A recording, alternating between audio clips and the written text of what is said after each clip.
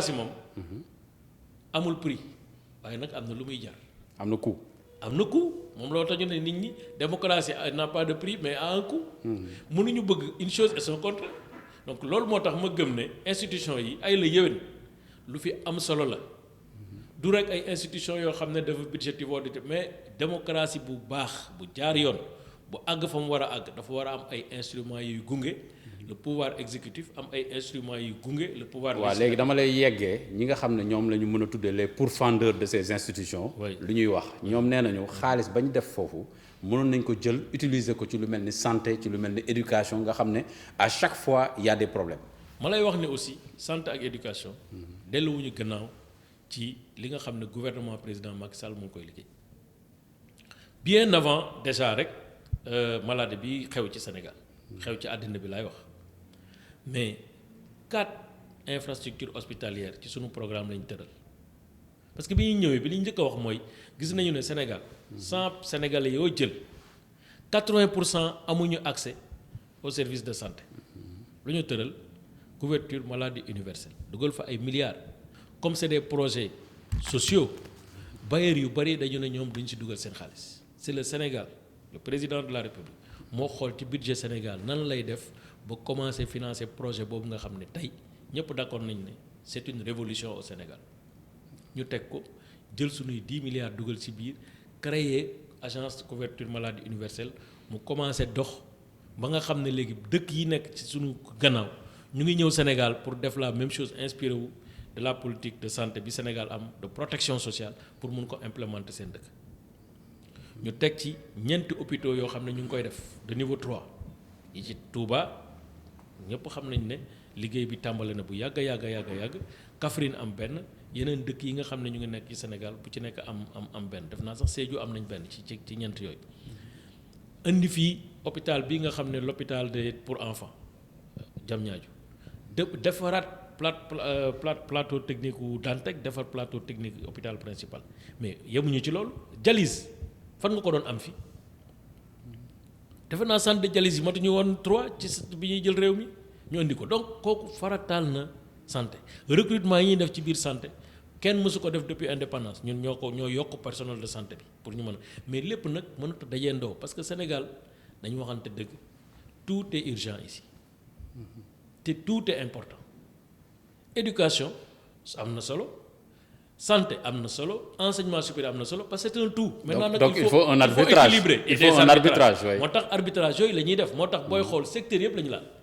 amul benn secteur ci Sénégal boo xam ne nii fekk ñu ko ci benn yóbbu ko ci juróom amul bu ñu waxante dëgg te yàlla tax amul maintenant nag il faut nit ñi xam ne lu ñu toog pendant ay années defuñu fa ay investissement defuñu planification accompagner wuñu croissance démographique Sénégal ni ñu ko waroon accompagner dëgg par des plans économiques yu leer basés sur des données et mis en œuvre de manière rigoureuse mais c'est normal que système de rattrapage bi ñu nekkee tout le temps on a l'impression qu'il y a une urgence particulière quelque part mais on est sur un système très rigoureux de rattrapage moo tax président wax horizon 2035 Sénégal émergent parce que bëggul nax nit ñi bëggul jël rek ay vocable yu ko neex naan lii ak lii xam na li mu fi fekk xam na ni ñu koy saafara te ci loolu la teg tànkam pour que yëf yi mën a jëm ci kanam maintenant nag gouverner ci benn mandat ou 2 mandats ak li ñu fi fekk ak Sénégal situation bi mu nekkee ku la ne dañ koy defar ci nu mu gën a gaawee fépp jaar ci yoon baguette magique lu nekk kii loolu mu ngi lay nax. maanaam daal secteur bu nekk da ngeen ci am lu ngeen ci laal. dañ ci laal bu baax bañ a jël xaalisu dëkk bi. maanaam xëpp ko ci éducation mbaa ngeen xëpp ko ci santé bàyyi infrastructure bàyyi yeneen secteurs yi. nañu xool budget éducation li ñu fa def. pour la première fois programme abri zéro abri provisoire. c'est-à-dire que programme boobu ñu commencé ko doxal te c'est une réalité mu nekk ci biir Sénégal bu ñu góorgóorloo tuuti fii ak 2 ans 3 ans Sénégal dootul amati benn abri provisoire. mais loolu mooy liggéey bi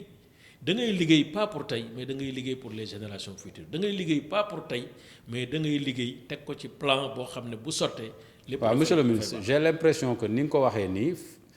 d'habitude du ngeen ko expliquer nii sénégalais yi parce que sénégalais yi dañoo nekk ci mbirum jooni tout de suite et maintenant. jooni tout de suite et maintenant xam nga ne loolu il faut que yéen yi nga xam ne yéen a jiite yëf yi. ngeen di expliquer sénégalais yi ne mbir mi programme la. du sotti tey lépp du sotti tey waaye bu ñu demee ba ca cappaandaw ga lépp lu ñu bëggoon dañ ko am li ma la bëgg a wax mooy am na loo xam ne sax mën nga ko sax bañ a expliquer doomu aadama mu comprendre ko ci boppam waaw moom dafa judd nekk ci ay étapes bu dee ñun dañuy waxtaan ci ngëm tey la àjjuma yàlla subhanahu wa taala nga xam ne ñu ne mooy borom kun fa yakun mais jox nañu exemple ne àddina bi mu ngi ko liggéey ci juróom benn fan mënoon na ko def ci benn fan ñun dañuy nekk processus donc loolu c'est tout à fait normal processus ak programme amul différence parce que da nga koy concevoir ci sa xalaat waxtaan ci lëlu ci teg ko bind ko wuti xaalis bi teg ko lancer ay marché maanaam daal planifier ko exécuter ko planification la donc loolu moom na ci sénégalais yi dalal seen xel je pense que président Macky Sall wax dëgg yàlla ak parcours bi mu jaar ak expérience bi mu am ak li mu fi indi plan Sénégal émergent te kenn mënu si dut baaraam ne plan bi baaxul fii def ngeen fi erreur fële dafa yàqu ni ngeen ko defee nii war leen ko defee kenn du ko wax. mais waaye yéex na nag dañ ko wax ay waxu ndox dafa ñàkk ak. ay courant yéex dañ ko wax yéex na. non mais yéex mënul am si programme boo xam ne tey moo ñu jural pour la première fois dans l'histoire du Sénégal te loolu dañuy génne affaire bi aussi ñu am 4 ans successivement de croissance minimum 4-6%. tey sunu croissance moyenne ça tourne entre 5 et 6% foo xam ne moyenne de croissance tous les 10 ans soo moytul du ñu dem plus de 3% wala 4% mais loolu mbir la. mais croissance extravertie la gaa ñu wax mais croissance amul benn croissance bu extravertie. maanaam multinationale ñooy yenu xaalis bi yóbbu ak seen réew. loolu ay waxu picc la parce que bu ñu nee croissance mooy croissance PIB bi la. waaw fi la ne. où est le problème maintenant que nit ñi di liggéey gagner seen xaalis am seen bénéfice. jël ko yóbbu ko feneen mais nañ leen ko yenente jàmm le monde c'est pas pour rien ñu ne mondialisation. te dañuy employé ay nit tey Amadou mii mën na dem France ubbi fa chaîne de télévision. gagné fa xaalis mais c'est normal que mu indiwaat li muy gagné Sénégal. ñoom sax dañuy employé ay nit nag li ñuy def fii moo ëpp. effectivement parce que boo xoolee li ñuy jël ci bénéfice parce que bénéfice mooy li ma la ko mën a xaymal mooy ku fiy liggéey tey am société soo moytu lu mu tuuti état dina jël 1/3 de li nga yor 1/3 ci ay fi impôt lu mu tuuti. bu dee ñett dana jël benn. bu dee ñett état bi. fiscalement dina jël benn lu mu tuuti mais yow li nga fiy bàyyi ci ay salaire dina mat minimum benn